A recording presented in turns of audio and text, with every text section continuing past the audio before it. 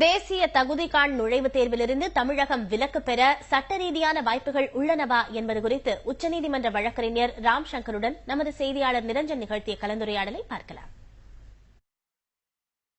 கல்வி திட்டங்கள் சம்பந்தப்பட்டவை அனைத்துமே மாநில அரசுகளை விட மத்திய அரசுக்குத்தான் அதிகமாக பவர் தரப்பட்டுள்ளது.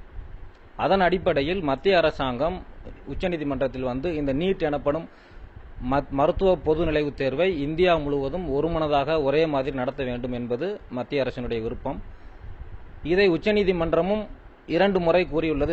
இதை நடத்தியே தீர வேண்டும் என்பதில் உச்சநீதிமன்றத்தின் அந்த நீதிபதி மீண்டும் மீண்டும் உத்தரவு தெரிவித்து வருகிறார். இந்த நிலையில் இப்ப தற்போது ஜனாதிபதி அவர்கள் ஒரு ஆண்டு காலமாக இதை நிறுத்தி வைத்துள்ளார். மீண்டும் ஒரு ஆண்டிற்கு பின்னர் உச்சநீதிமன்றத்தில் தமிழக அரசு எங்களுக்கு இது நிரந்தரமாக எங்களுக்கு வேண்டாம், இந்த சட்டம் வேண்டாம் என்று முறையிட்டால் சட்டப்படி அவர்கள் முறையிடுவதற்கு அவர்களுக்கு வாய்ப்பு உள்ளது.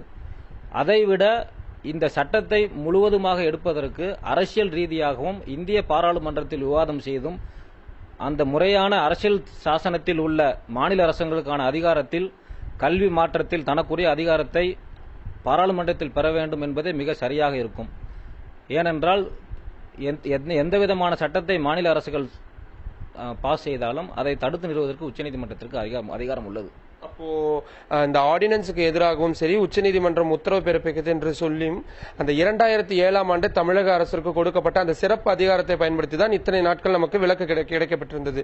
இப்பொழுது உச்சநீதிமன்றம் அந்த 2007ஆம் ஆண்டு தமிழக அரசுக்கு கிடைத்த அந்த குறிப்பிட்ட அந்த அதிகாரத்தை ரத்து செய்வதற்கான அதிகாரம் இருக்கிறதா? ரத்து செய்ய அதிகாரம் இருக்கும் என்றே நீதிபதி தெரிவித்தார். போன முறை விவாதம் நடக்கும்போது தனக்கு அதிகாரம் உள்ளதாக தெரிவித்தார். இருந்தும் அந்த இடைப்பட்ட காலத்தில் ஜனாதிபதி அவர்கள் சமீப காலம் 1 வருடத்திற்கு நிறுத்தி வைத்ததற்காக தற்போது நிறுத்தப்பட்டுள்ளது. இது சம்பந்தமாக அரசியல் தீர்வே மிக சரியானது. நீதிமன்றத்தை நாடுவதை விட மாநில அரசியலுக்கான கோரிக்கைகளை அரசியல் ரீதியாகவே பெற வேண்டும் என்பதே சரியானதாக இருக்கும்.